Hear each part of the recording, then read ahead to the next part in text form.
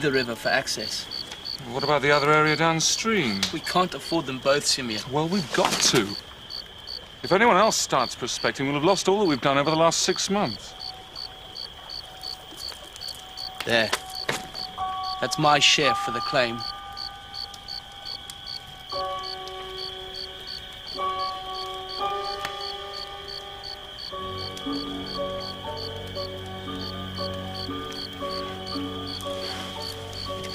I'm off at first light.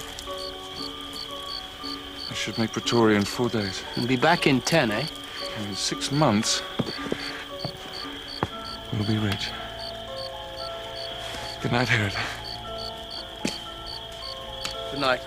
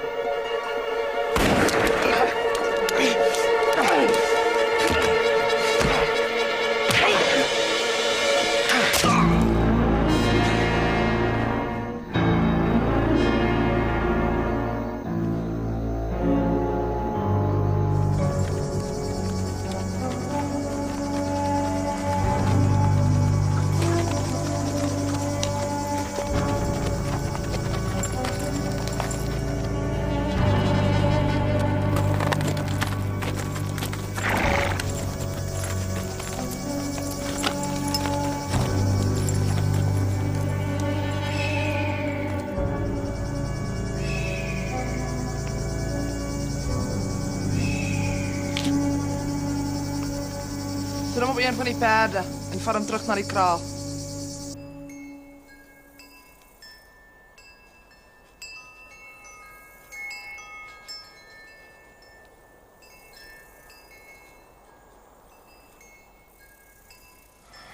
Who the hell are you?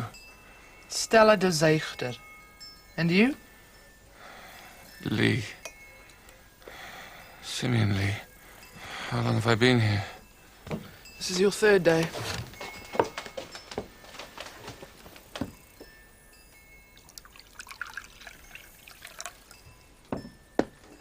You'd have died in half a day if we hadn't have found you. Come.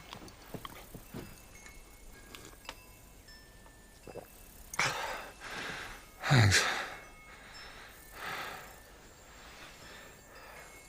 I was, mauled by a lion. Yeah, I know. I took the bullet out. All right. My partner attacked me. That's what diamonds do to people, eh? Don't worry, they're safe.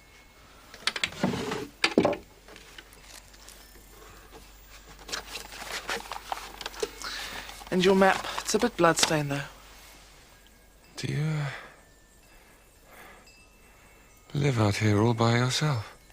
My father got tired of trying to marry me off.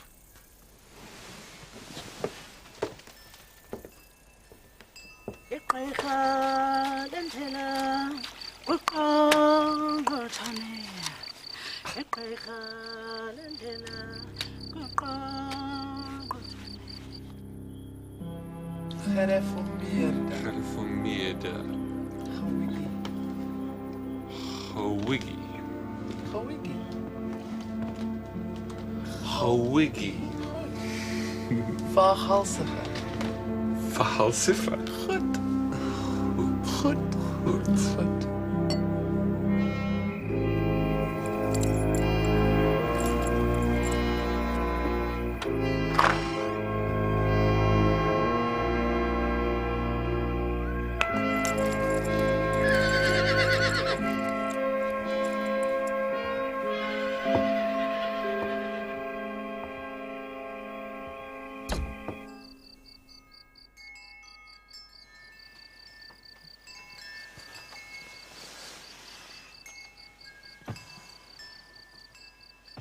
Simeon?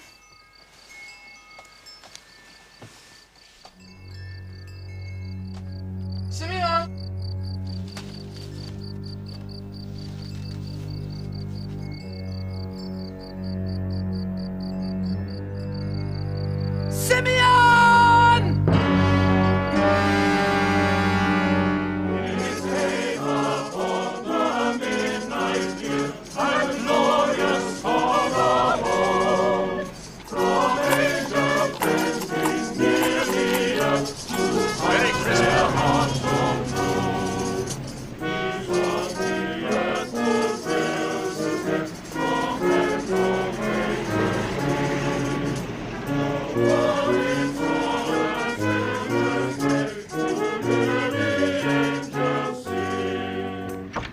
Christmas. And to you, sir. Thank you very much. Well, that's the last decent meal I'll get till the new year, I expect. You are not looking forward to your Christmas, Chief Inspector? We're going to Mrs. Japp's family in Wales. If they start singing again... I shall think of you, Chief Inspector, as I sit down to my simple repast. For Poirot, it will be a quiet Christmas. With my radio, perhaps, a book, and a box of exquisite Belgian chocolates. Well, listen, Poirot. Think of me on Christmas morning, when you open this. Oh, thank you very much, Chief Inspector. Merry Christmas, Poirot. Merry Christmas to you.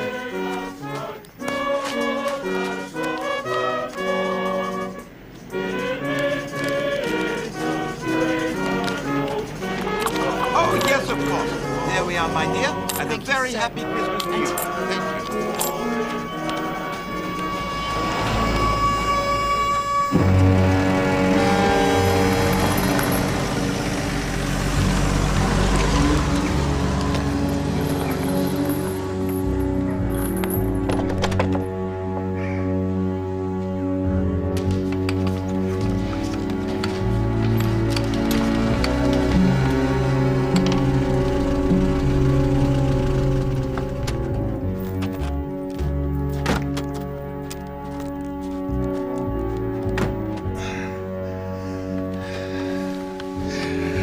All right, I'm not a child.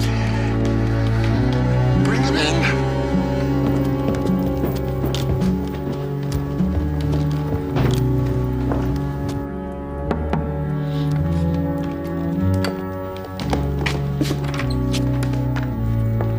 Mr. Simeon Lee? Yes. Have you got them?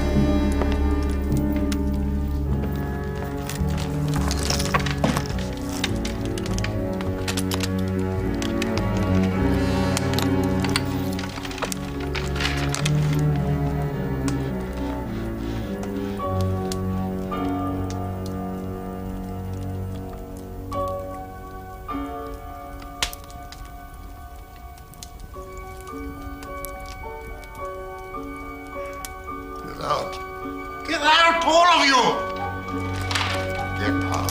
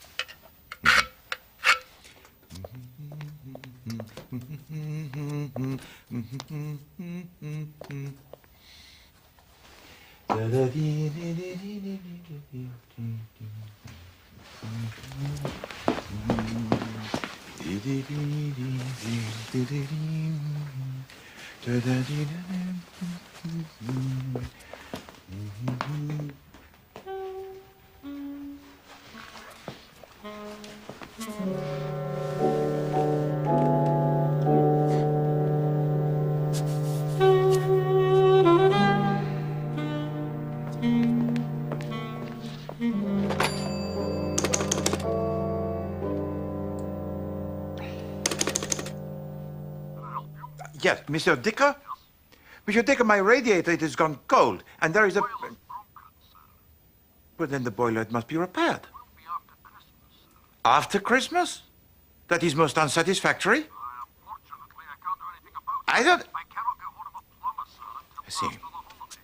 I'm sorry about it, but there's nothing... Au revoir, Monsieur Dicker.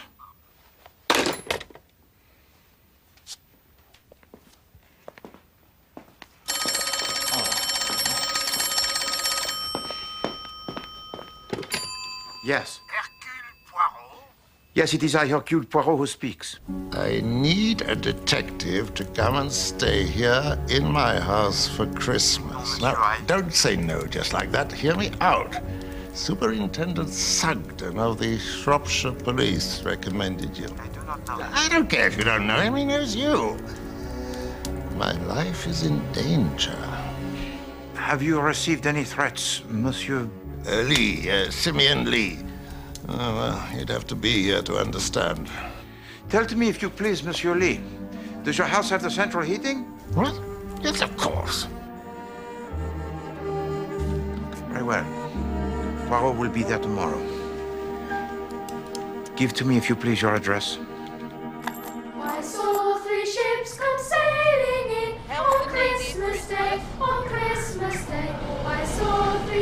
Help the needy at Christmas. Christmas Day in the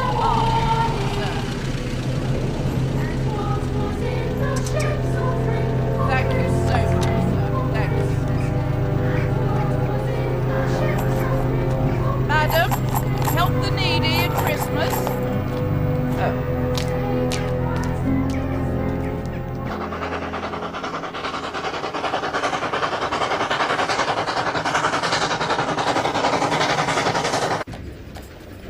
Are you ready to order, sir?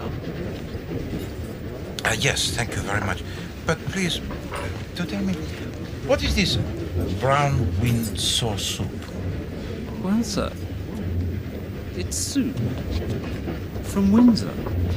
I see.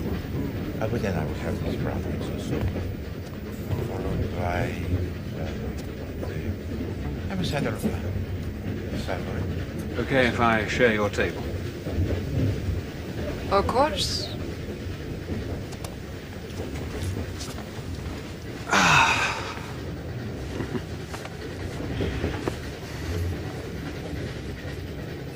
Well, I'll be glad to get out of London, I don't mind telling you. Oh, it's a terrible place. But you are English, no? Been abroad for years. What about you? I'm Spanish. You see any of this Civil War business over in Spain? I saw a bomb drop, and he blew up a car. That didn't upset you? Oh, one is alive for a time in this world, yes, and then one is dead. And one's friends are sad, and one's enemies rejoice. I mean, don't you believe in forgiving your enemies, Senorita? No, I do not. If I had an enemy, I would cut his throat like this. I wouldn't like to be your enemy, Senorita. But it does not look very delicious. Well, sir, it is brown Windsor soup. What brings you to England? I'm going to stay with my English relations. They are very rich, I think. They live in a big house called Gorston Hall. Good God. What is it? You must be Jennifer's girl. My mother's name was Jennifer. I'm Harry Lee. Jennifer was my sister. Does the family know you're coming? Oh, yes. That's more than they do with me.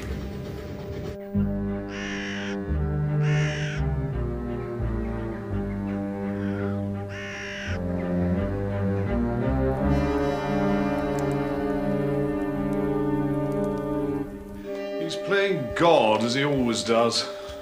It's the role he enjoys most. Well, I think it's extremely boring. Well, boring or not, it's our duty to be here, Magdalena. Moreover, it enables us to save considerably. We shouldn't have to scrimp and save like this. Well, can't you make your father give you some more money? He upped my allowance last year. And what happens when he dies? The bulk of his money comes to Alfred and myself. Isn't there another brother? No. Harry left years ago. We don't talk about him incidentally. A very disreputable character. Well, your father's not all that reputable, George. What on earth do you mean by that? Well, when he gets me alone, he makes me feel quite uncomfortable. The things he says. Yes, well, one has to make allowances. It isn't only the things he says. At father's age, with his health being so bad...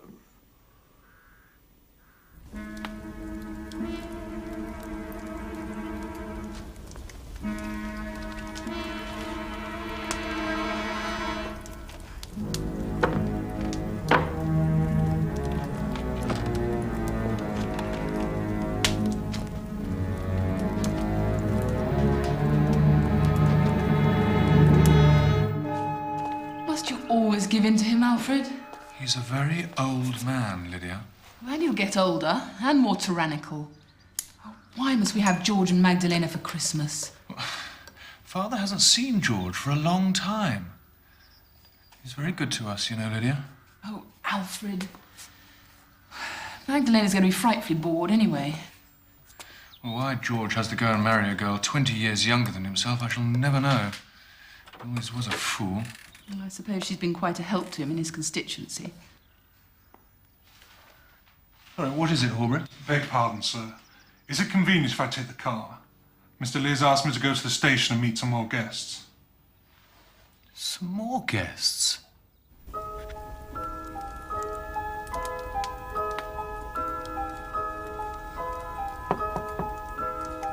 Wait a minute!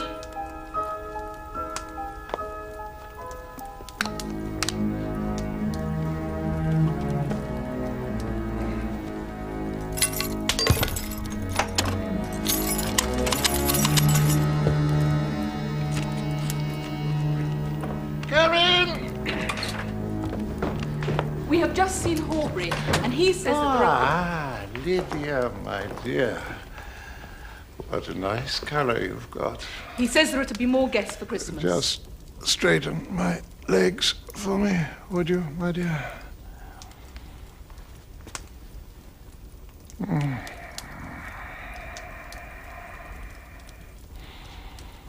It's a terrible thing to get old, Lydia. Who are these people that are coming? Well, first of all, there's my old friend Hercule Poirot. Who's he? A friend. And then there's Pilar. Pilar? Pilar Estravados, Jennifer's girl, my granddaughter. But you didn't tell me. It's going to be a grand Christmas. All my children round me. There now, Alfred, there's your clue. Guess who the other visitor is. But you haven't got any more. Your brother, Harry, of course.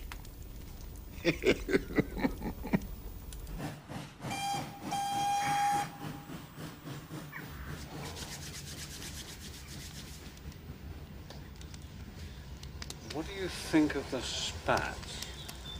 And the patent leather shoes, eh? Just the thing for a weekend in the country. And those mustachios must have enough wax in them to keep Madame Tussauds going for a fortnight.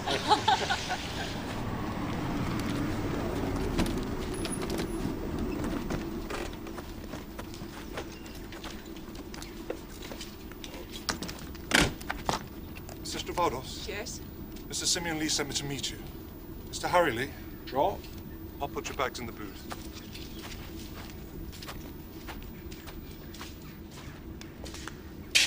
Mr. Poirot?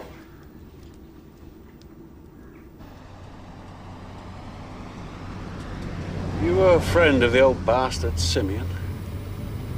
I am a friend of Mr. Lee. There's no good you calling him Mr. Lee, chum. There'll be more Mr. Lees than you can shake a stick at Gorston this Xmas. And I'm one of them. Harry Lee's the name. Hercule Poirot. Pardon? Poirot. Hercule Poirot. French, eh? No. I'm a long-lost uncle. Tell him your name, Pilar. Pilar Estravados. You two should get on, being foreign.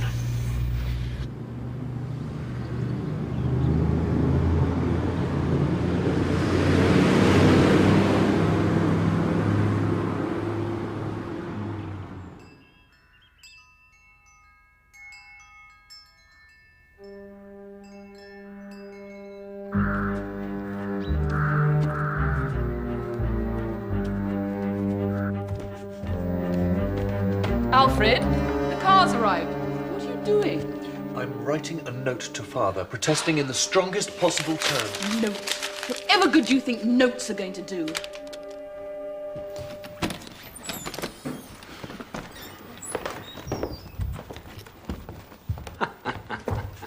Bless my soul if it ain't Tresillian. How are you, Tresillian? Mr. Harry. Still here, eh? Still the same ugly old dump.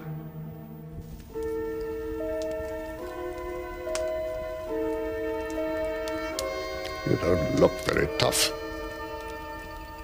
Hercule Poirot is a detective, not a bodyguard, monsieur. Oh, is he? Got a brain, has he? Well, good thing somebody has. All my sons are complete nincompoops. I've probably got better sons scattered all over the world. Born on the wrong side of the blanket. My family hate me, you know. It is not hard to see why, Monsieur Lee. They're frightened of me. It is often the way with men who are old and rich. Well, anyway, I'm going to make an announcement this evening, and then they'll have good cause to hate me. What do you want? You wanted to see Miss Estravados, sir. She's outside. All right. One more minute. What is it that you wish me to do here, Monsieur Lee? Keep your eyes open. Keep your ears open. Bien, what am I looking for? What am I listening for? You'll know when it happens.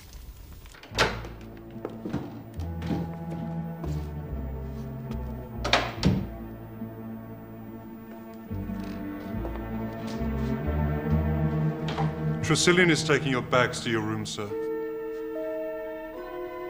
Thank you.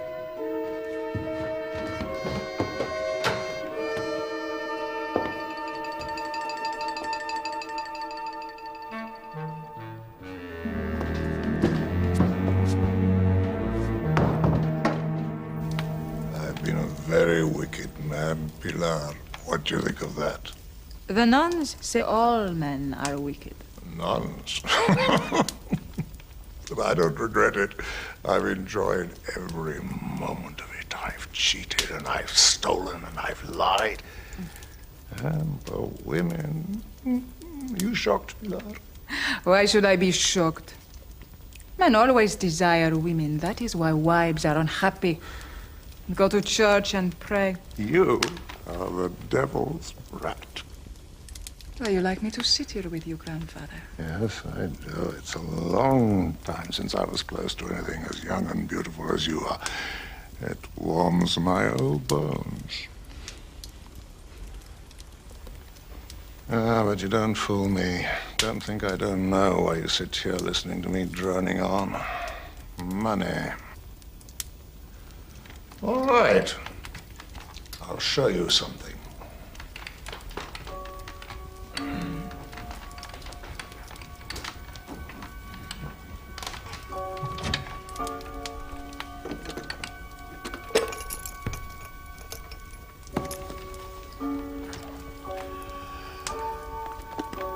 Just got these yesterday from the company museum in Pretoria. These are the first diamonds I ever took from my first mine. Well, they are little pebbles, that is all. They're uncut. That's how diamonds are when they're found. Well, why do you not have them cut? Because I like them like this. It all comes back to me. The sunshine, the oxen, and the smell of the veldt, and the quiet of the evenings.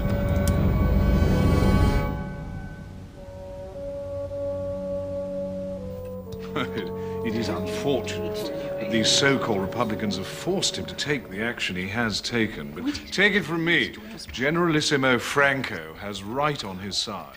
Well, yes, it is always reassuring to hear the opinion of an expert on these matters. I see what you're trying. Will I top anybody's glass up? You're very tanned.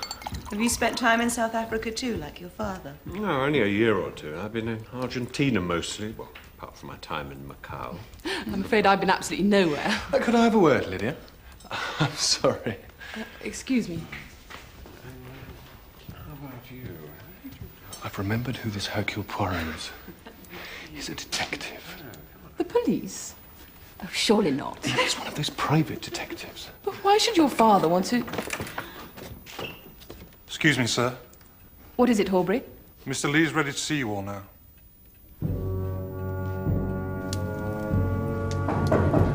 Come in. Hello. Is there right, you, Charlton.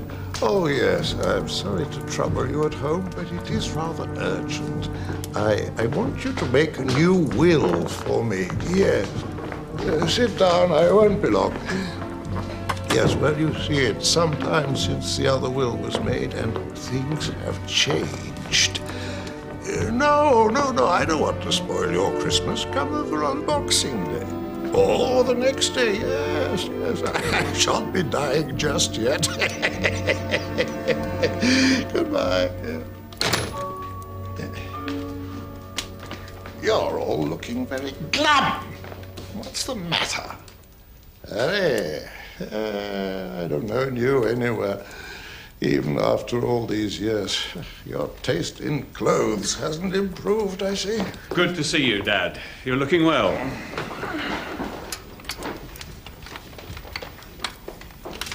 Fortunately, I did not ask you all up here for the pleasure of seeing your smiling faces, but because I want to say that we have to reorganize things a bit now that we have 2 more people living in the house.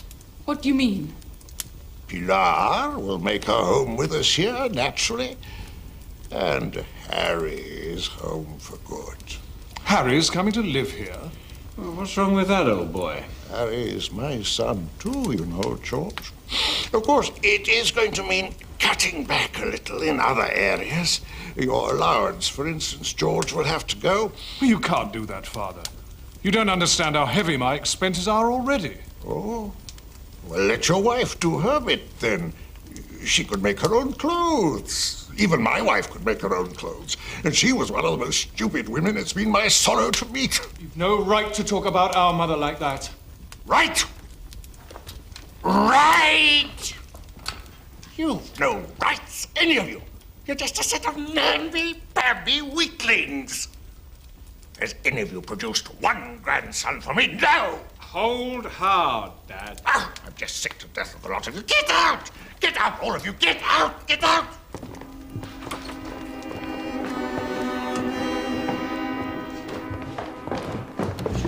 What's gone into him? Go to hell!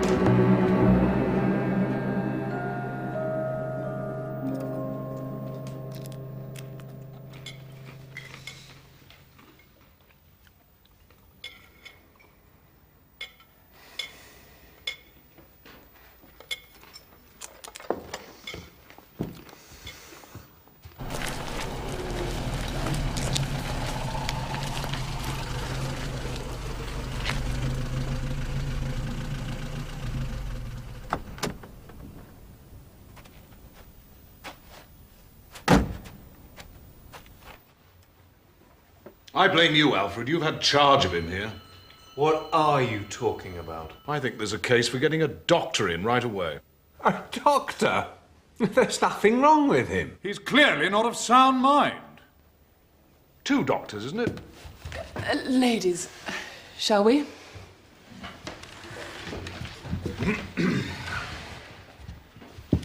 Shall I announce you, Superintendent? That's all right, Tressilian. Mr. Lee's expecting me.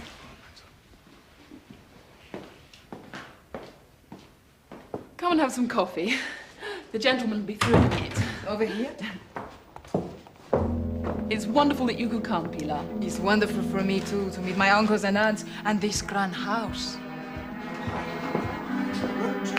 After 7 years. Yeah, but I've got these blokes chasing me for cash.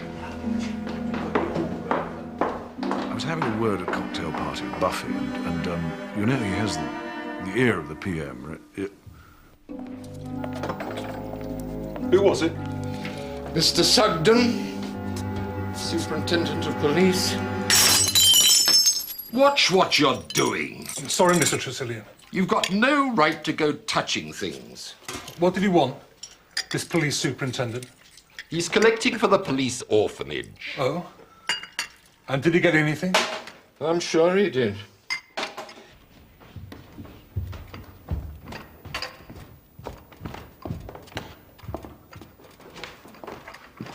We'll be having more snow tonight, I shouldn't wonder.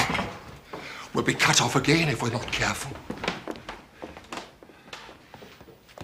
Good night, ladies. Going to the pictures? I expect so.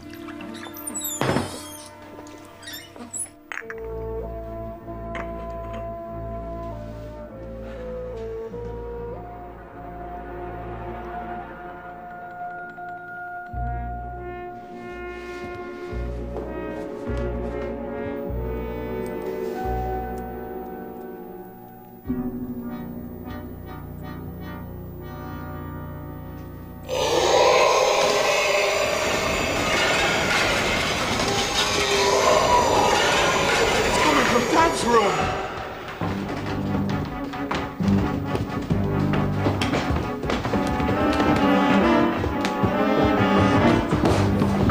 It's locked! It's locked! Dad! Dad! I'm going to have to break the door down. Don't be a fool, it's made of solid oak. Quick, battering ram. What's going on? 1, 2, 3. Let's try again. Harder. What was that terrible 1, 2, 3. Again. 1, 2, 3. You've got to put some more effort in. 1, 2, 3. One more. 1, 2, 3. Dad? Excusez-moi, monsieur.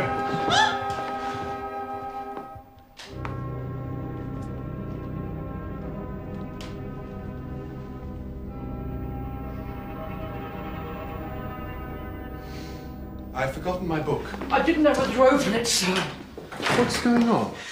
Something's happened upstairs, sir. Oh, Superintendent, I was just going to telephone the police. I would have used old Mr. Lee's phone, but they told me not to touch anything. Oh, dear. What? It's old Mr. Lee, sir. Mr. Simeon. He's been killed, murdered. My God, what a shambles.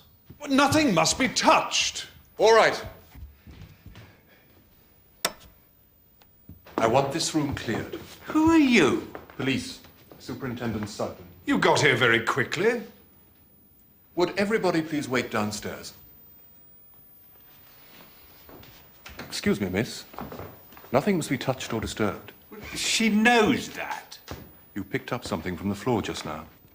I did? It's in your hand now. Please give it to me.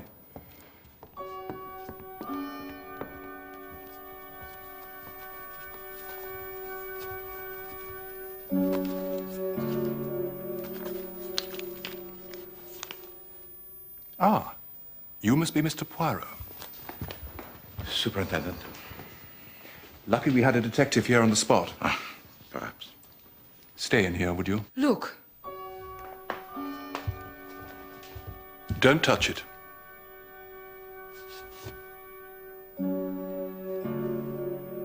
It is where he kept his diamonds.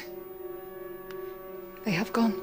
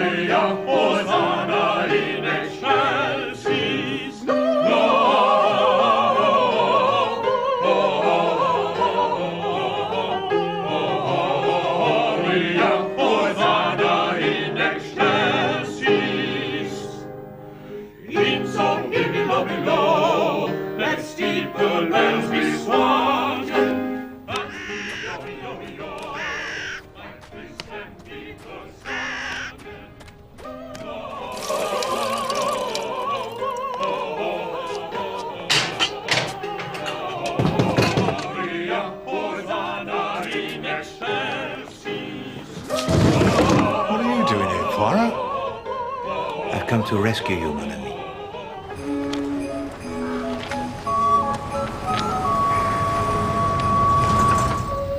The Superintendent Sugden was going to call in Scotland Yard in any case, so I suggested that as you were just across the border.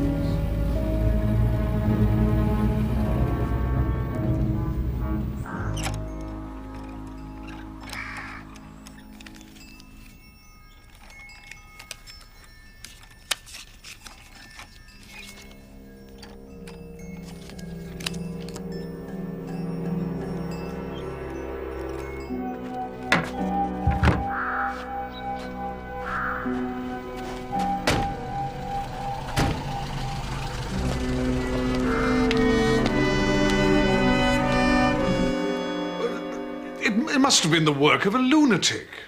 That's your theory, is it? Isn't there some mental home in the vicinity? A homicidal maniac? How do you suppose this homicidal maniac gained admittance to the house, Mr. Lee? The only door that wasn't locked was the kitchen door, and the kitchen staff didn't see any homicidal maniacs. Well, Pardon? No. Come in, Mr. Poirot. I have the Chief Inspector Japp with me, Superintendent. Japp? Wait. From Scotland Yard. This is a pleasure indeed, Chief Inspector. Thank you, sir. I expect you're used to this kind of thing, Chief Inspector, but murders are few and far between in this part of the country. I imagine so, sir. Well, I was just about to ask Mr. George Lee here the crucial question. Oh, yes? Which is, of course, Mr. Lee, where were you at the time of the murder? I was in here. On the telephone. Calling my agent in Westringham, as a matter of fact. So you were actually in this room when you heard the noises from upstairs? The crashing about and screaming. Yes. Mr. Poirot tells me these diamonds have gone from the safe, sir. Yes. I'm getting a few more men in from Shrewsbury to do a thorough search of the house and grounds. But the theft of the diamonds may not be as indicative as it seems. Forgive me, but I don't understand, Superintendent. Mr. Lee telephoned me yesterday afternoon. He wanted me to come over and see him at 8:15. Made a special point of the time. What's more, he told me to tell the butler that I was collecting for some police charity. Ah. Well, Mr. Lee's an important person in these parts, so I did as he said. He told me that several £1,000s worth of uncut diamonds had been stolen from his safe. He thought. He thought? He said they definitely were missing, but that only 2 people could have done it.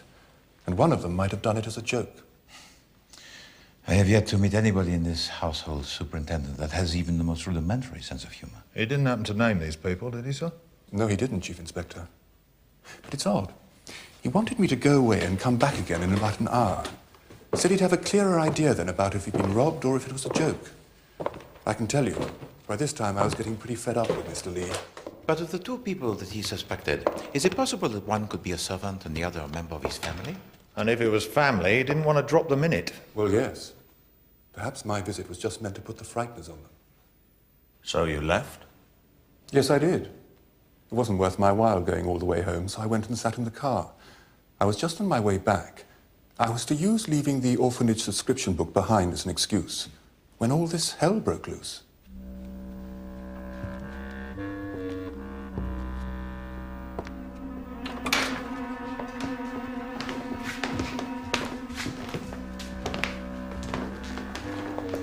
What's been going on in here? Simeon Lee was a man who was shrunken, old, and frail, n'est-ce pas? And yet all this, it signifies, do you not think so, Chief Inspector? Looks more like a 5-star riot than a simple throat cutting. This door was locked, you say? Yes. Mail? There are no prints on it, apart from the old man's.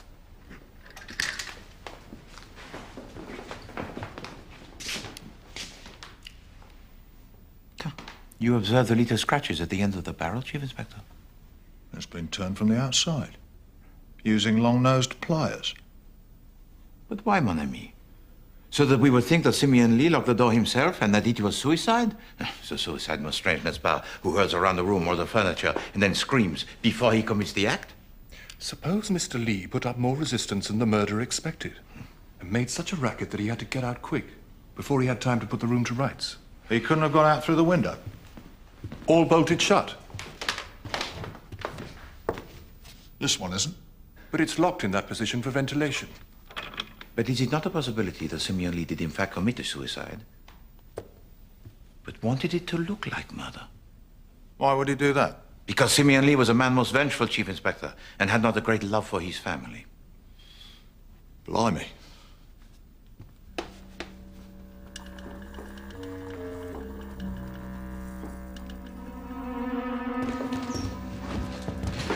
Superintendent, what was it that Mademoiselle Estravados picked up from the floor in the room of Monsieur Simeon Lee? Oh, last night. Wait. Here.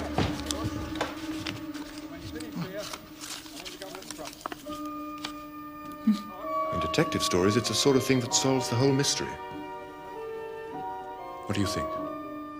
A little wooden peg. And the little rubber ring. Keep them if you like. If they've got anything to do with the murder, I'll retire from the police force. No. I would not deprive you of them, mon ami. Tell me, what was it that made you recommend me to Monsieur Simeon Lee? I didn't. What time was it you went out last night? Just after 8 o'clock. I went to the cinema in Oswestry. It's only 10 minutes in the bus. Anybody see you there? I was with a young lady. Oh, yes?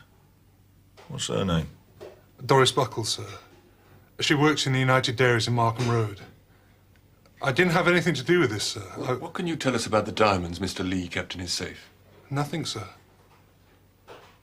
They arrived the day before yesterday. Mr. Lee said they came from his old company museum in Africa. It's not very pleasant when a murder happens in a house. Nobody said it was.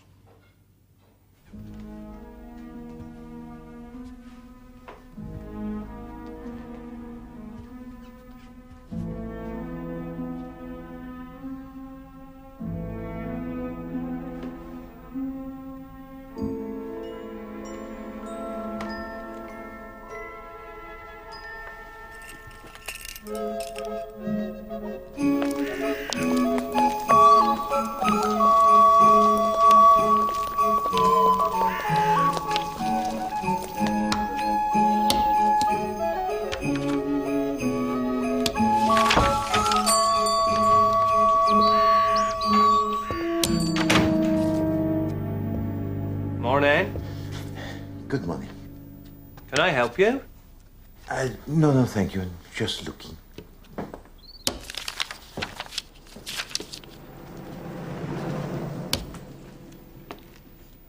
Christmas presents, is it? For the wife? No.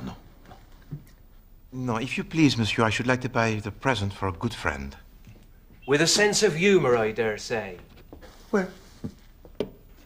Bulb-operated hairy spider? Oh, no, thank you. My 3-in-1 package of itching powder, ink blot and stink bombs. No. You see, my friend, he is a policeman. Oh. He won't be wanting the Sherlock Holmes detective set then. I do not imagine so, no. Cigars? Exploding? Jamaican? Bon.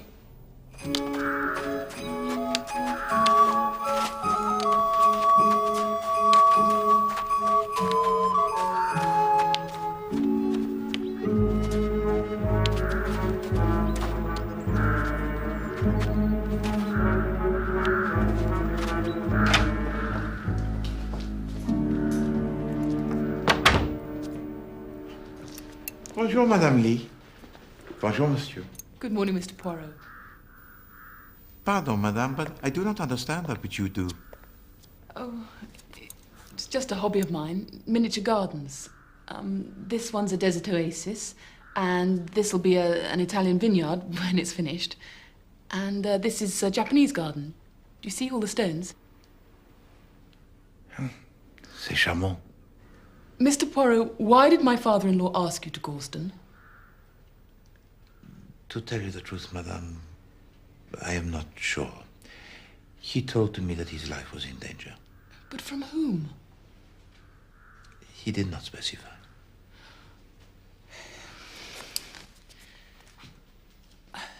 There is somebody I don't trust. Horbury's only been with us a year and... Tell me, Madame, at the time of the murder, your husband, he was in the dining room with Monsieur Harry? Where were you? I was in the drawing room having coffee. So you were alone? No, the Spanish girl was there. No, she wasn't. She went out a couple of minutes before. First Magdalena went, and then Pilar went. So you were quite alone? Yes, I suppose I was. And tell me, who was the first to arrive at the door of your father-in-law? I was. Stop! It's locked! And you saw there no other person? No other person who came out of the room? Of course not. Tell me, Monsieur Lee, I have to, I'm afraid, ask the questions most obvious as well as the subtle ones. Did you know the combination of the safe belonging to your father? No, nobody did. But it would have been easy enough to discover. You must find out who did this awful thing, Mr. Poirot. You must find out.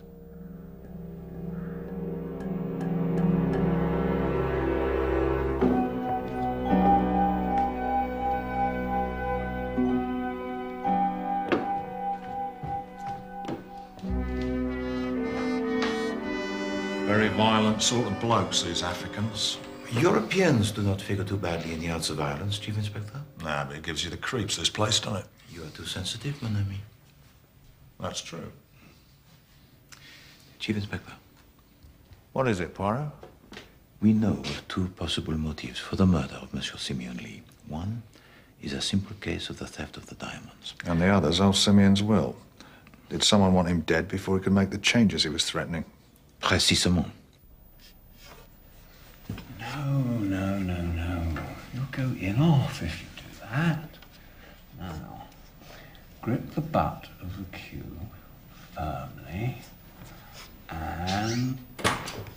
Ah, good morning. Mr. Harry Lee, I presume. And who are you? Chief Inspector Jack, Scotland Yard. Brought in the big guns, have they? I'd like a word with Miss Estravados. Estrabados. Yes. In private.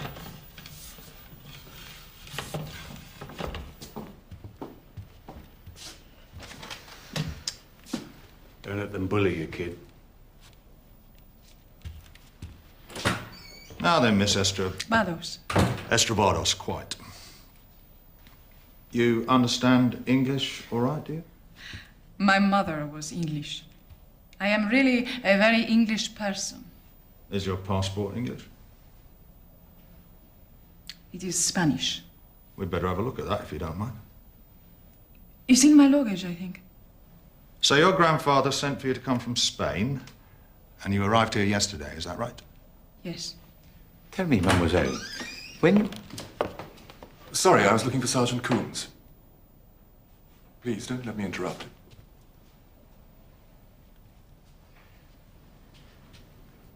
When you first met your grandfather, what did you think of him? He was very, very old. He had to sit in a chair, and his face was all dried up. But I like him all the same. I think that when he was a young man, he must have been very handsome.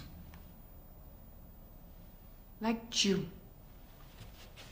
There you are, sir. I think I'd better go and find Sergeant Coombs. Now, these diamonds that have been stolen. They were not like diamonds. Just very ugly little stones. So he showed them to you, did he? Didn't give you any of them, I suppose. No. And I thought that one day he would, if I was very nice to him and came often to sit with him. Because old men, they like very much young girls.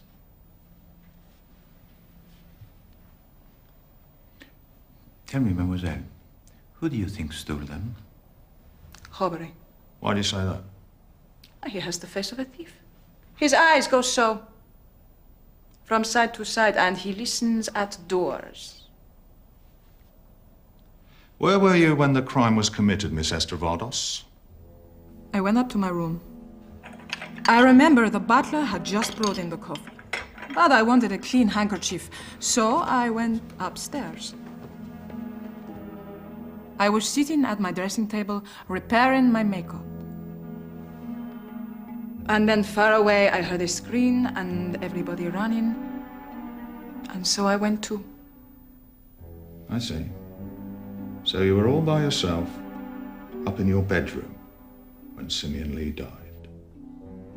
Yes. Yes, I was.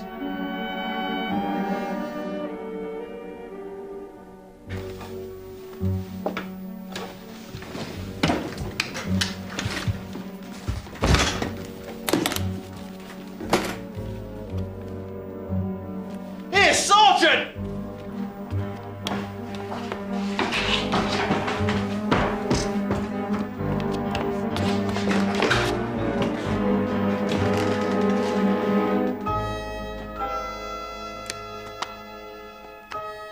Empty.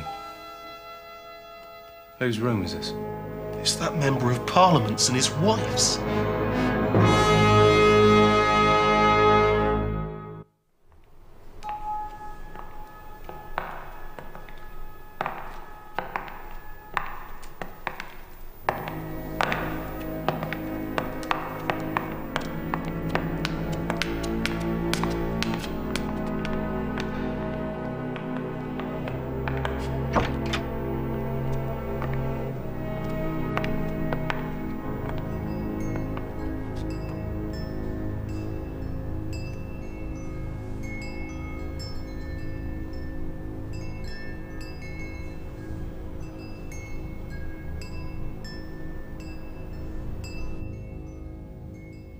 You know what I think, Poirot?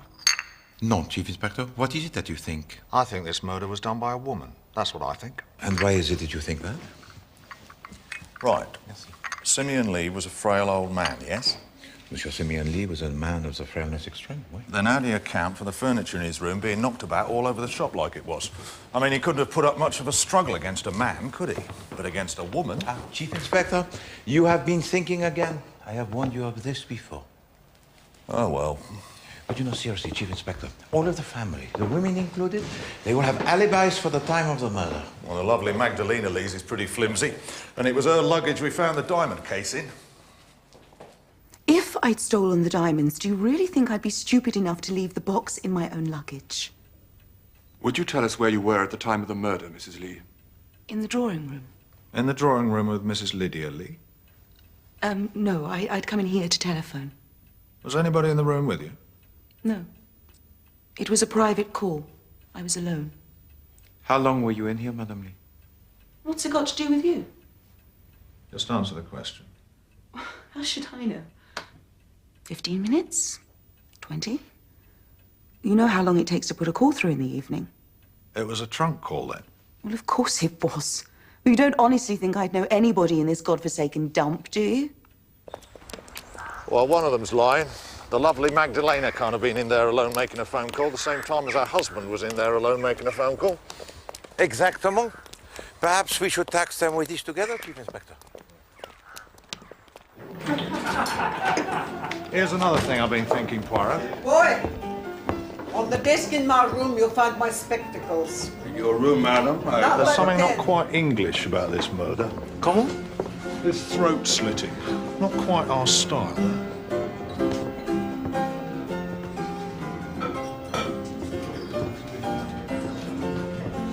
What'll you have then, Poirot? Well, that's very kind of you, Chief Inspector. A glass of dry white wine. Wine? Muscadet, perhaps? Well, they might have some cider.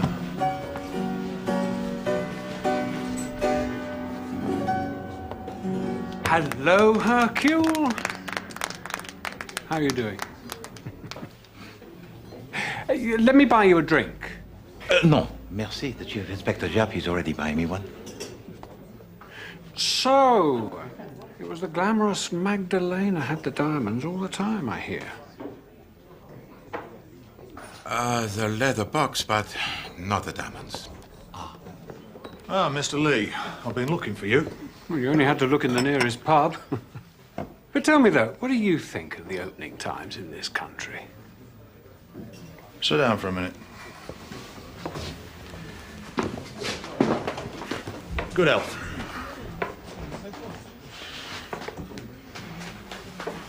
What made you decide to return to England after all these years? Thought the fatted calf would make a welcome change. Now, my father wrote to me a year or so ago, suggesting that I came home, so I came. And Monsieur Alfred, how did he feel about your return? Alfred's always been jealous of me. You see, he was the good, stay-at-home, stick-in-the-mud son. Tell me, Monsieur Lee, what do you think was the purpose of the confrontation that your father had with his family before dinner last evening? He wanted to see the fur fly. He was watching us like a cat, see how we reacted. What changes in his will was he thinking about, do you know? I imagined, shall I say, I hoped the change would be to the benefit of your humble servant. Pilar, too. Wouldn't be surprised. You got any theories about this murder, Mr. Lee? I don't understand it at all. I mean, that door was locked. It took some doing to break it open. I mean, there was no one in the room but Dad. Nobody could have gone out through the window. The door was locked from the outside. No, key was on the inside. You noticed that, Monsieur Lee? I do notice things. It's a habit of mine. You're right, I must get back to my friends.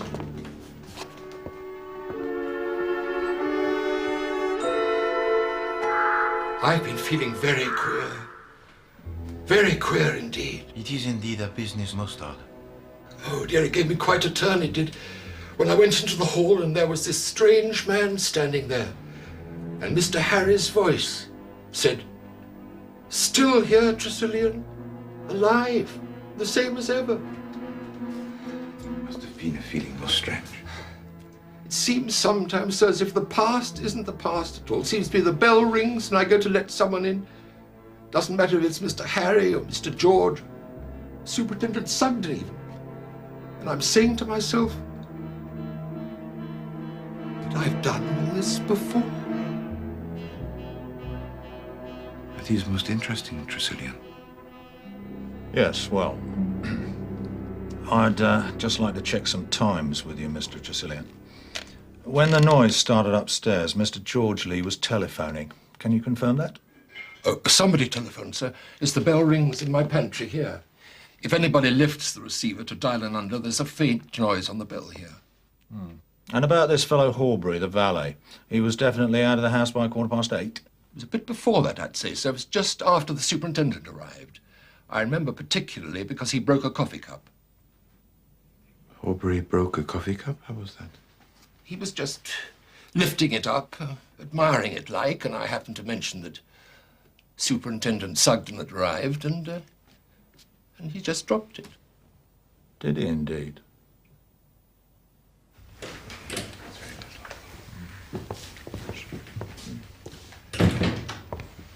Sit down, will you? I prefer to stand. Very well. It's about these telephone calls on the night of the crime. You put through a call to Westringham, I think you said, Mr. Lee. To my agent in the constituency, yes. Your call went through at 7:56 exactly. I couldn't say the exact time. Ah, but we can, you see, Mr. Lee. Your call was put through at 7:56 and ended at 8:09. Your father was killed, Mr. Lee, at about 8:15, so I must ask you for an account of your movements during those 6 minutes. But the exchange must have made a mistake. Well, I may have just finished telephoning. I think I debated making another call. You would hardly debate whether or not to make a telephone call for 6 minutes. Are you doubting my word? We do like these questions answered, Mr. Lee, in a murder case. I don't like your tone, Chief Inspector. I'm sorry for that, Mr. Lee. Mrs. Lee, I think you said that you were telephoning when the alarm broke out, and that at that time you were alone in the study. Telephoning? You didn't telephone from here? Didn't I? I don't know. I was so upset. Well, you stated that. George, don't let them bully me. You know, if people shout at me, I can't remember anything at all. I'm so upset.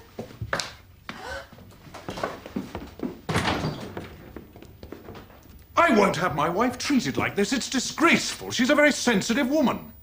I warn you, I shall have a question asked in the House about the bullying methods of the police.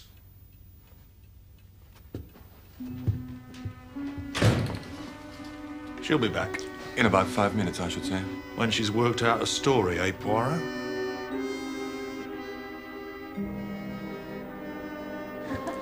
You know, Chief Inspector, this case, it certainly gives one to think, n'est-ce pas? It gives one to think, all right, Poirot. Stop it! Oh! Look at it, poor thing. It's what I picked up in Grandfather's room. He must have had a balloon too, only his was a pink one.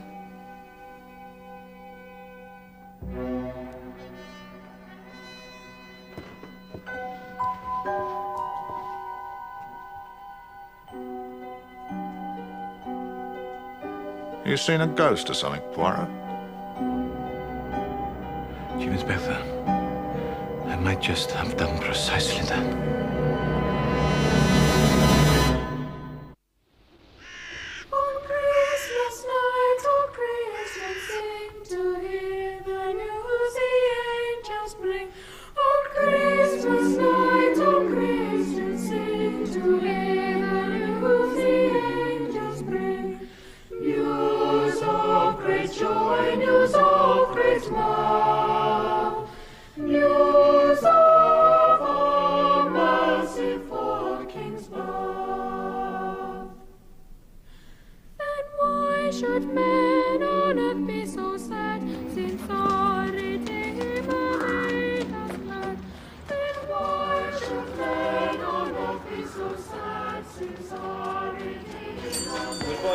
Goodbye and Merry Christmas. Ah, Madame Lee. Monsieur Poirot. Funnily enough, I wanted a word with you. I can trust you, I know, Mr. Poirot. You look so kind. You see, this doesn't have to go any further, does it? I mean, you don't have to tell that awful policeman. I wanted to telephone somebody. A friend of mine. A man. And I didn't want George to know about it. I know it was wrong. I do not judge, madame. No. Anyway, I went to telephone after dinner when I thought George would be safely in the dining room. After 7 years, I've got these blokes chasing me for cash.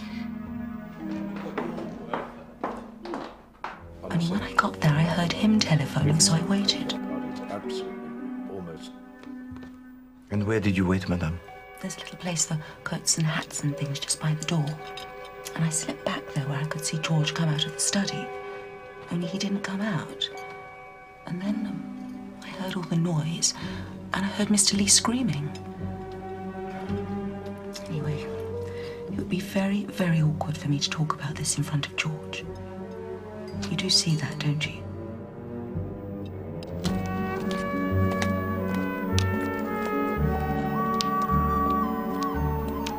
Here, Poirot. Listen to this. Good afternoon, Sergeant. Sir? Tell Mr. Poirot what you just told me. Well, sir, the superintendent asked me to make a few inquiries, like about any reason that Horbury might have for being a bit careful about the police. Did you find any reason, Sergeant? That he did. Extorting money under threat in Bedfordshire. Modified blackmail.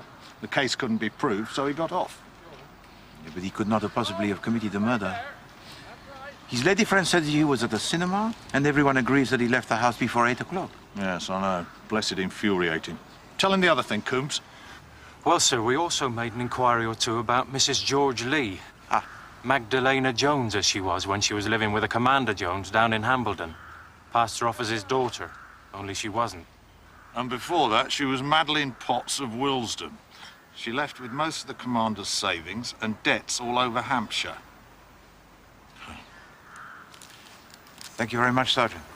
I do not think that one is as simple as she seems, Chief Inspector.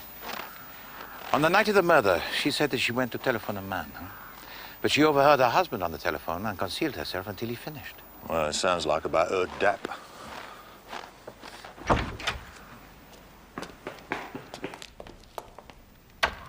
What are these blooming things, Poirot?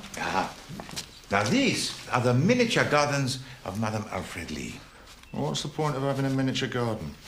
I mean, you can't do anything with it, can you? You can't take a deck chair out and sit in it. They are art, Chief Inspector. See here. This one is the Vineyard Italien, and this one is the Garden Japanese. Well, it's just stones, isn't it? I mean, I know the Japanese are peculiar, but...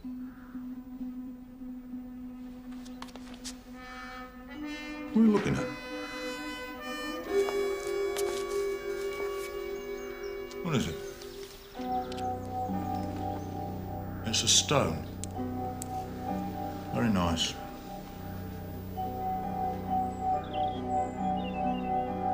Nicer than you think, Chief Inspector.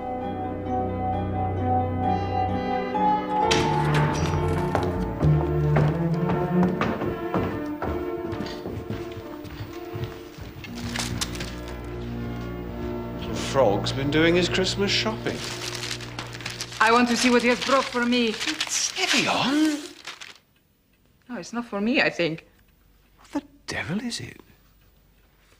It is an imitation moustache. I knew that thing of his couldn't be real.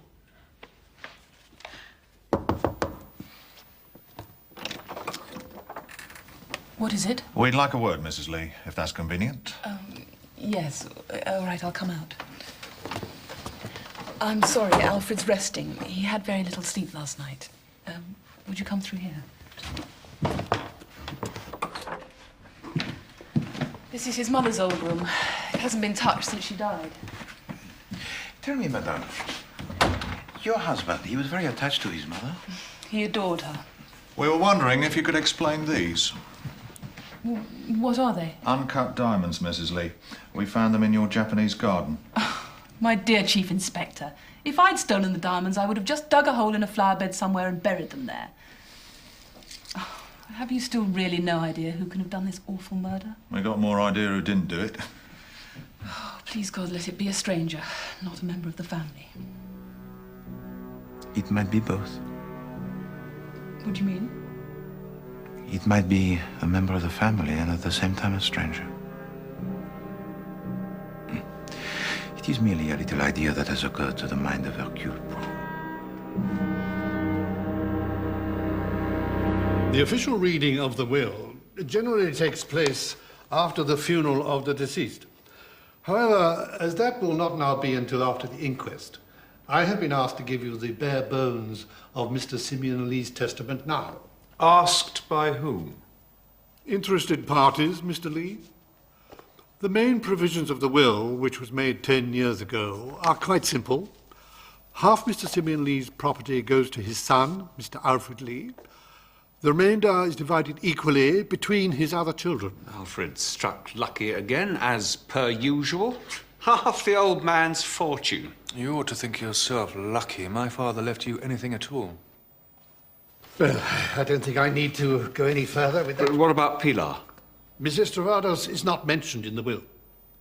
Doesn't she get her mother's share? Jennifer Estravados, if she had lived, would of course have received her equal share with the rest of you. As she's dead, the portion that would have been hers goes back into the estate to be shared out between you. Then I have nothing. Oh, my dear, the family will see to that, of course. I think she ought to get Jennifer's whack. Well, I really must be going. Goodbye, Mrs. Lee. Anything I can do, please consult me at any time.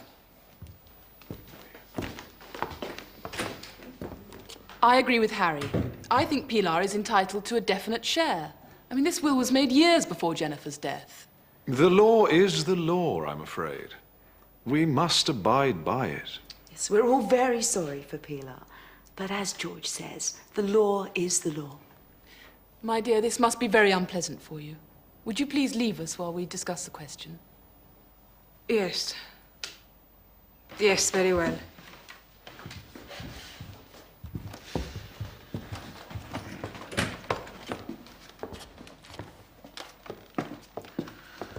Well, gentlemen, you've heard what you came for.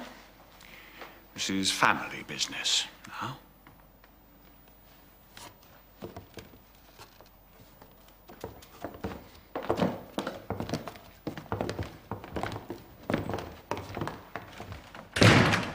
You really are a skinflint, George, aren't you, huh? At least I'm not a sponger. You have battened on Dad these last 30 years. As an elected member of His Majesty's Parliament... Can we please discuss this sanely and quietly? Yes. Jennifer only died last year. I am sure that when Simeon sent for Mr. Charlton, he intended to make provision for Pilar in a new will.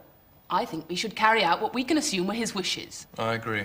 Certainly not. The whole thing's preposterous. Considering George is the only person in this family who has done anything in the world, I think it's shameful his father left him so little. Well, that's clear enough. Of the family, Alfred and I are in favour of the motion. George is against. The ayes have it. There isn't any question of ayes or noes.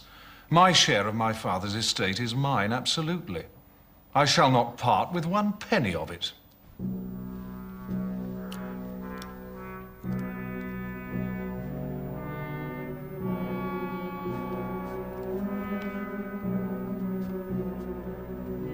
So who profits by the fact that Simeon Lee didn't have time to alter his will?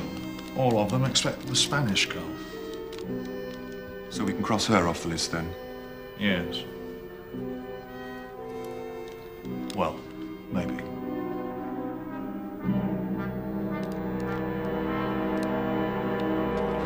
No, I will not. It's all right, Pilar. Your blood right. You speak like that. That is why I cannot do it. But it's not a matter of charity. It's justice. You have all spoiled everything. I am going away. Now, at once.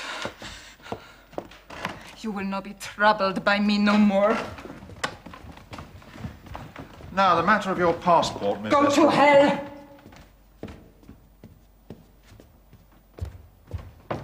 What's going on? It's a family matter. I'm sorry. Alfred and I had agreed to settle 1/3 of our share of the estate on her. She refused to take it.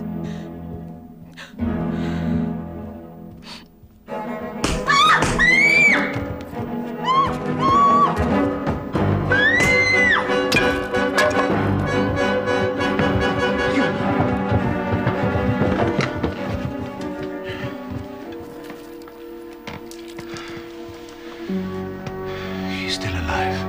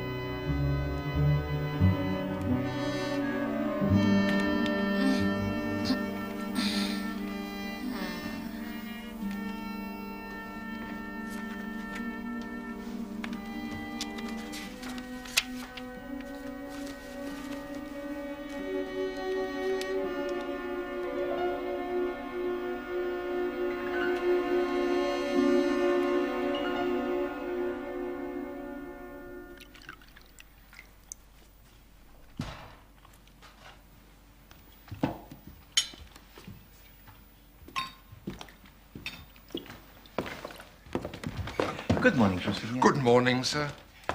Merry Christmas. Oh, thank you, sir.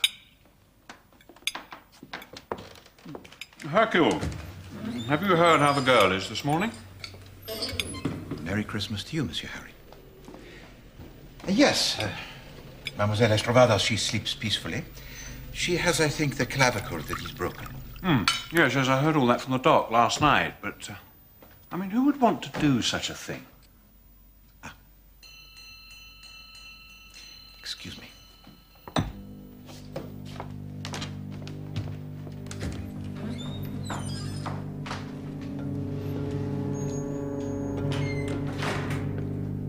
What have you got to tell me then, Poirot?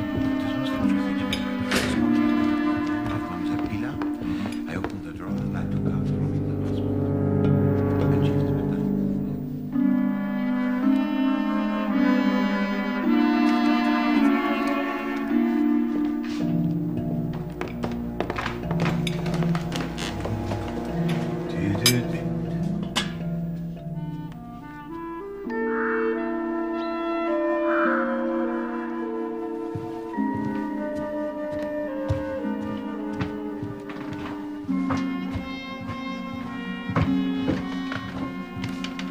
What's the meaning of all this?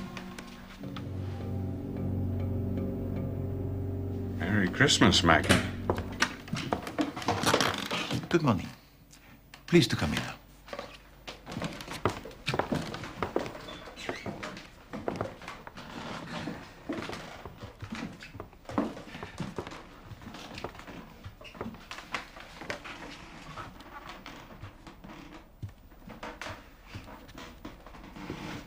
Please to make yourselves as comfortable as possible. Mademoiselle Estrovados has something that she wishes to say to you. You think I am your niece, Pilar Estrovados? That is not so. I don't understand, Pilar. I would not have told you. Not ever, but for the money. To come here and pretend and cheat and act, that was fun. But when Lydia said that the money was mine and that it was only justice, it was not fun any longer. I am sorry. Pilar was killed when I was traveling with her in her car in Spain. And I had not much money and nowhere to go. And I thought, why should I not go to England and become rich? And when it began, it was fun wondering if I could... This is preposterous. This is criminal. Getting money by false pretenses. Well, she didn't get much from you, old boy, did she? So, I'm not your uncle anymore, eh? I'm afraid it's rather more serious than that. If she could lie about that, she could lie about anything. I'll tell you what I think, Miss... What's your name? Lopez. Conchita Lopez. Very well, Miss Lopez. I'll tell you what I think happened. When Mr. Lee found that the diamonds were missing, he sent word for you to come and see him immediately after dinner. You did so, and he accused you of the theft. You denied it. No, this is not true. I left the drawing room after dinner. I came up here to my room. I wanted a clean handkerchief, but then I thought I would go and see the old man. I thought he would be pleased. But when I turned out onto the stairs, I saw that someone else was there at his door. I slipped back into the corridor in case the person turned around. I did not want them to think that I was... Oh, I don't know the word. Ingratiating yourself. Yes? No. Go on, Pilar. Conchita. I heard those horrible noises, crashes, screams, and when the people came running, I came out at the end and joined them. Wait a minute. This is all very airy-fairy. You say you saw someone standing outside Simeon Lee's door. Who did you see? I do not know who it was. It was too dimly lit to see, but it was a woman. Rubbish. She's just saying anything to get off the hook. I always said an outsider killed my father. In my opinion, Simeon Lee, your father, he was killed by his own flesh and blood. One of us? I deny that. Oh, yes. There is a case against every person in this room. Nonsense. Balderdash! Eh bien, I will begin with the case against you, Monsieur Georges Lee. Now, wait a minute. You had no love for your father. You kept on good terms with him for the sake of money. On the day that he died, he threatened to cut down your allowance, but you knew that when he died, you would probably inherit a sum more substantial, and there is your motive. I never heard. After dinner, you went to telephone. This telephone call lasted 13 minutes.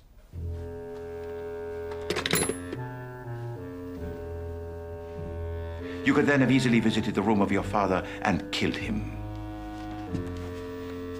Afterwards, you left the room, turned the key from the outside in the hope that the whole affair would look like that of a burglar. But you omitted in your panic to make sure that the window it was left open to support this burglar theory. And that was stupid. But you will pardon me for saying so, rather a stupid man. But you know, many of the stupid men have become criminals. How dare you speak to my husband like that? Ah, yes. Then there is, of course, Madame Lee.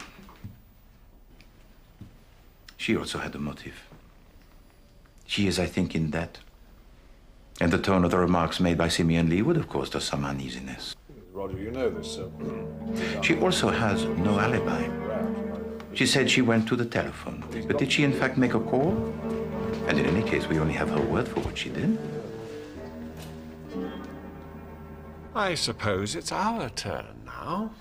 Now, how do you suggest that dear Alfred killed his beloved father when we were both together in the dining room at the time? Yeah, that is very simple, monsieur. You and your brother on the terms very bad, n'est-ce pas? No, that is well known.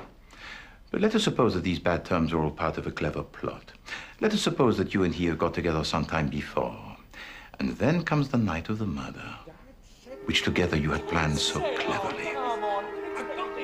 One of you remains in the dining room, talking out loud and quarreling to make it appear as though there were two people in the room.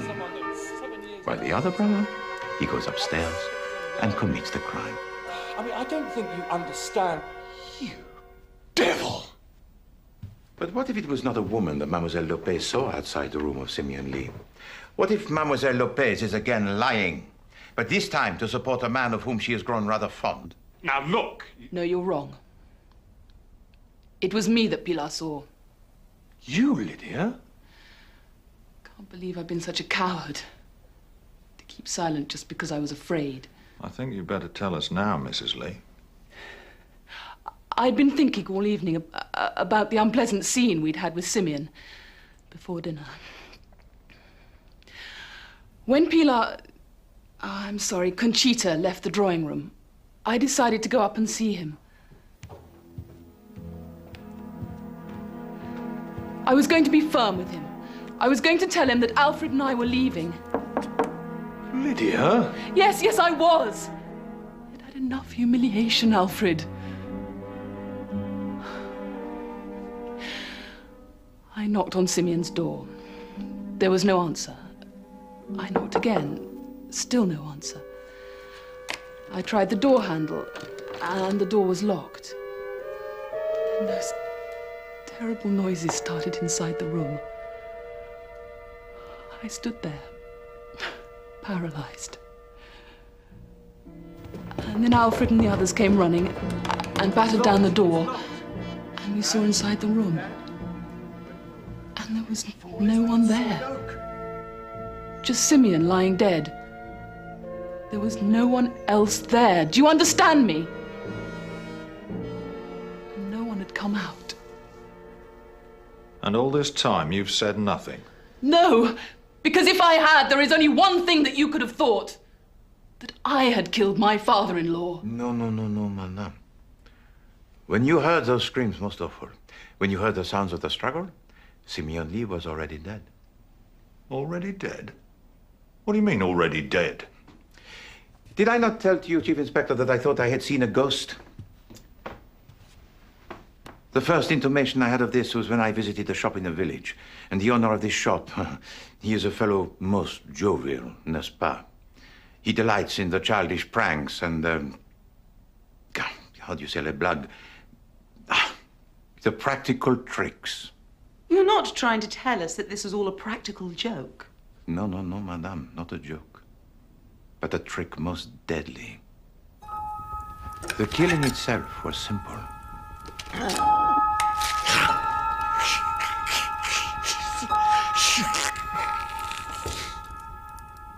Our murderer sets the scene. The diamonds are taken from the safe, which had already been opened by Simeon Lee. As much furniture as possible is piled in the center of the room like a tower.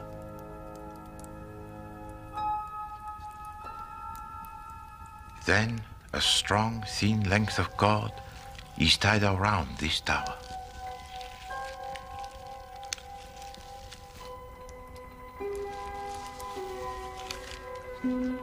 The two ends of the cord are then passed through the narrow gap in the window and allowed to drop to the ground below. The door, it is locked from the outside.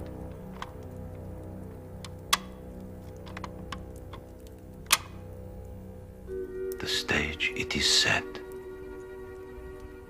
Our murderer walks casually away, waits a little while, then returns to the wall below the window and takes up the slack on both ends of the cord. And now at last the perpetrator has prepared the final element in his ruthless plot.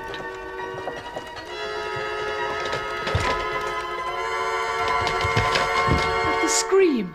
The terrible scream! Ah, yes, of course. The dying screams of Simeon Lee, the cry of a man in mortal agony, a soul in hell. Monsieur Harry Lee came closest to it when he described that sound as that of a killing of a pig. And it was here that my friend in the village shop unwittingly played his part. Morning. In that establishment most eccentric, the owner sells long pink bladders which have painted on them faces. These are called dying pigs. They are blown up like a balloon, and the little wooden peg is placed in one end to prevent the escape of air. Our murderer had placed in the room one of these balloons and had attached the cord to the little wooden peg.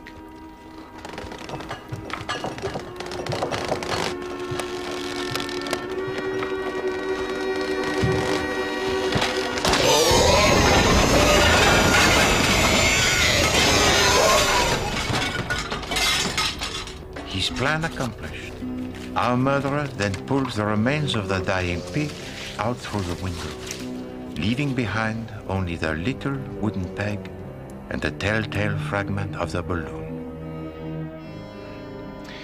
But you know, the most valuable clue in this case was uttered quite unknowingly by the butler Tressilian. He said that he felt strange. He said that he felt that things were happening that had happened before. And it was one very simple occurrence that gave to him this feeling most strange. It was when he met Monsieur Harry Lee, when Monsieur Harry Lee first entered the house. Bless my soul if it ain't Tressilian. Mr. Harry. And when you look at the face of Monsieur Harry Lee, you can see why. What the devil do you mean? In the face, Monsieur Harry Lee closely resembled his father. But the similarity is quite striking when one observes the portrait of Monsieur Simeon Lee in their sitting room. En effet, all of the men in the Lee family have a likeness that is most strong.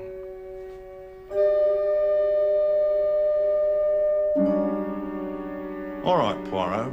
All very clever, no doubt. But who is this murderer we keep hearing about? Ah, the good Chief Inspector Japin. Always the one to make Poirot stick to his task. Eh bien, Chief Inspector, in order to answer your question, it is necessary that we make a short journey.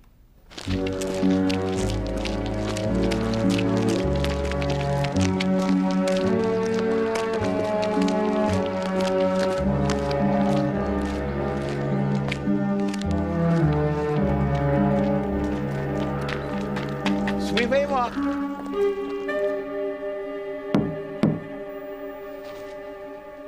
I hope you know what you're up to, Poirot.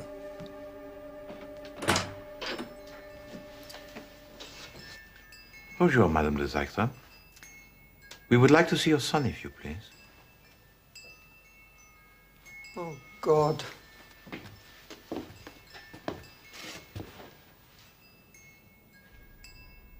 This was indeed the death of an evil man. Remember the reputation of Simeon Lee? How he broke the heart of his wife because of his numerous affairs with other women? Remember also his boasts of the illegitimate sons that he had sired. A man born, you will pardon me, madame, on the wrong side of the blanket can nonetheless inherit the features of his father. His pride, his patience, and his vengeful spirit. It was my revenge, my pride, my vengeful spirit, and I did not inherit it from Simeon Lee. I got nothing from Simeon Lee, nothing. And you waited. You and your son followed Simeon Lee, and you waited. 40 years. You instilled in your son your own rage. I saved Simeon Lee's life, and he used me, and he stole from me, and he deserted me and my child. Your son changed his name, settled down to a career, and he also waited. Nothing in this life was so important to either of you but the total destruction of Simeon Lee. Simeon Lee earned his death as he earned nothing else in his whole life. He was a...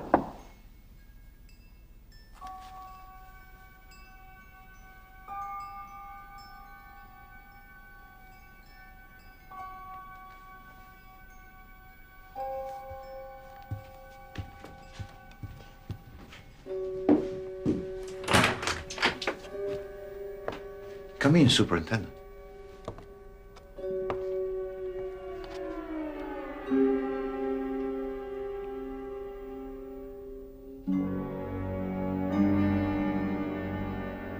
What's going on?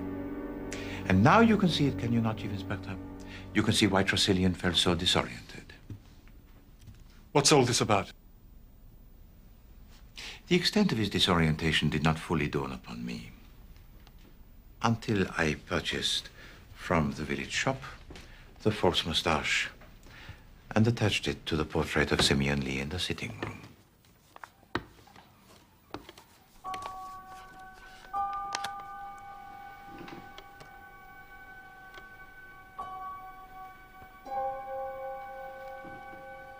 The likeness, it was extraordinary. You're saying I look like Simeon Lee?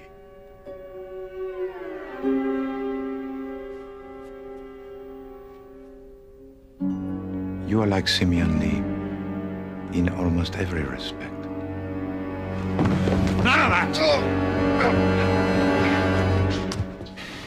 You resemble very closely your father. And also like your father, you are prepared to wait years if necessary for your revenge.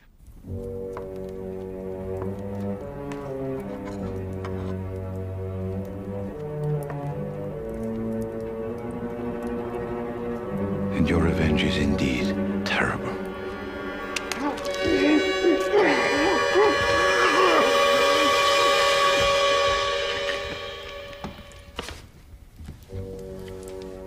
And so you embark on your ingenious subterfuge.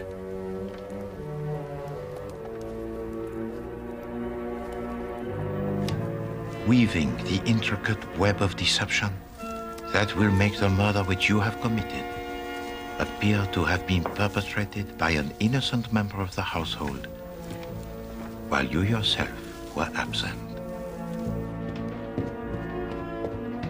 You make sure that Tresillian notes well your exit from the house. We'll be having more snow tonight, I shouldn't wonder. Good night. Good night, sir.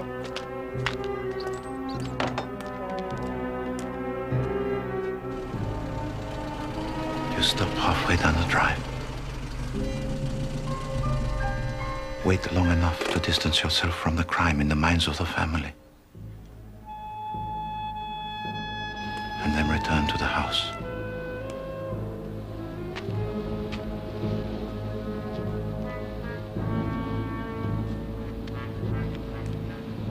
Once beneath the window, you activate the mechanism most crude that creates the hideous sound of a murder that you had already committed.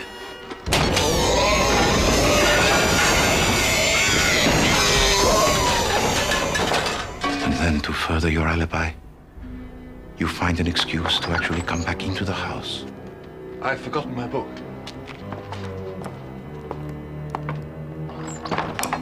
I want this room cleared. In this way, you are fortuitously present to investigate your own crime. These are mere ravings. Unsubstantiated ravings. No, Superintendent. Also, like your father, you are prepared to stop at nothing to achieve your aim. As the investigating officer, you're perfectly placed to put the diamonds where you know they will be found.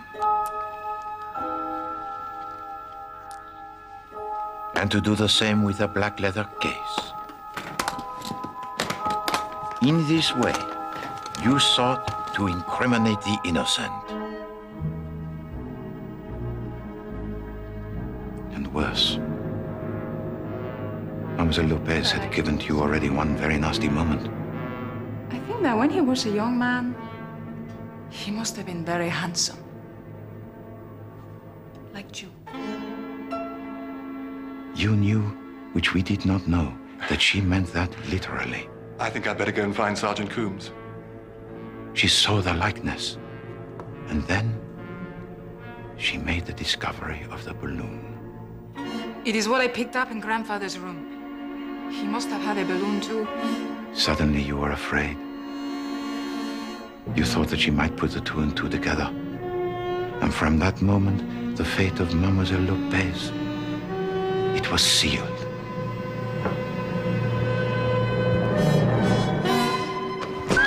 It was indeed fortunate for her that at your first clumsy blows, she screamed, and you were forced to leave the task unfinished.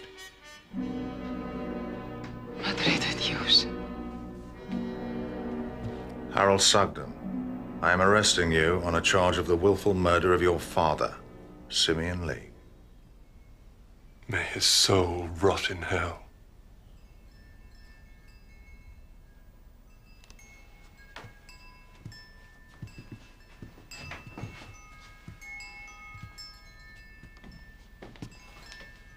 I'm sorry, Mother. We did well, Harold.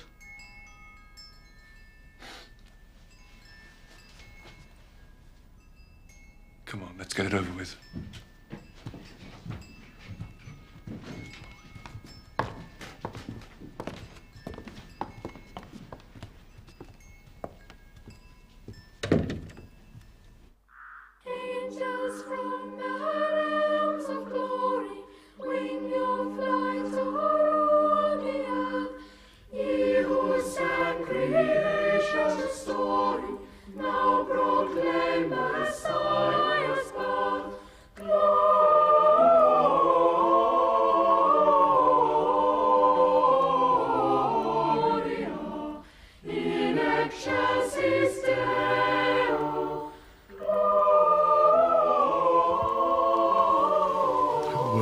Telephone then. My dressmaker. At 8 o'clock on the night before Christmas Eve?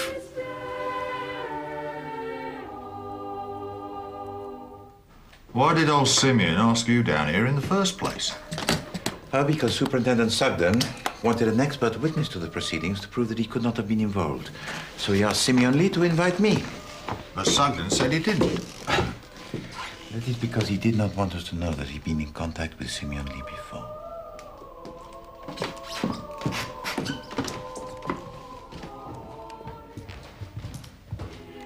Mr. Poirot, Chief Inspector Japp, must you go so soon? It is with regret, madame, but we have to catch the train. Monsieur Lee. Mr. Poirot, I wanted to thank you so very much. No, pas du tout, madame. It is a sad thing, though, to meet like this and at Christmas. Au revoir, madame.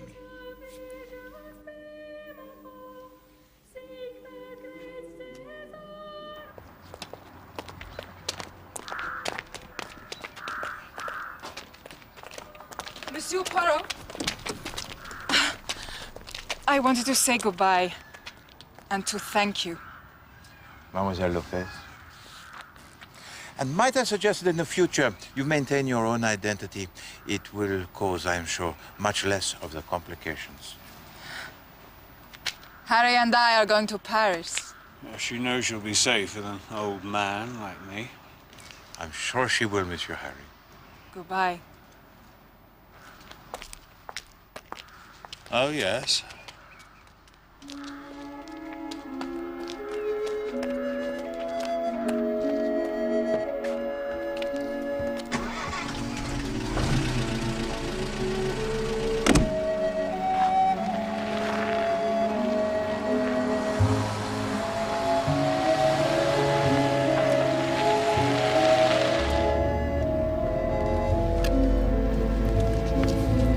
Merry Christmas, Chief Inspector.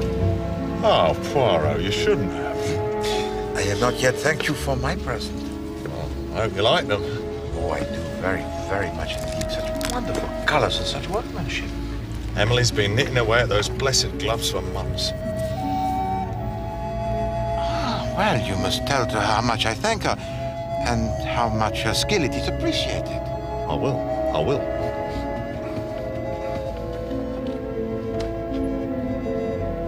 You're not going to wear them now, then? No, mon ami. This must be kept for best, huh? I shall wear them only when I go to church.